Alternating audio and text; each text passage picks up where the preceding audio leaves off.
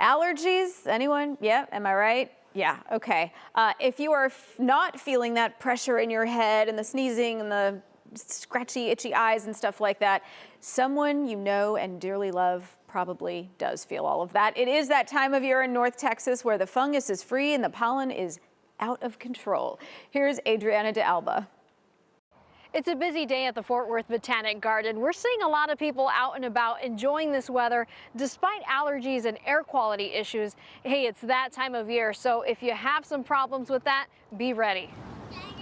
The wind is kicking up pollen and it's causing a lot of problems for people. And what we're seeing a lot of right now is tree pollen.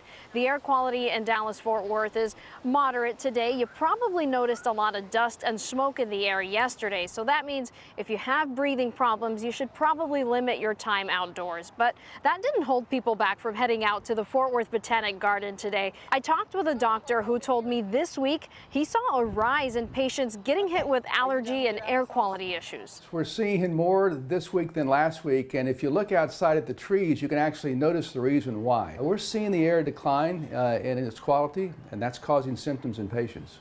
Yesterday alone, MedStar got about 30 calls from people having trouble breathing. That's about a call every hour, but I'm told for this time of year, it's pretty normal. In Fort Worth, I'm Adriana de Alba.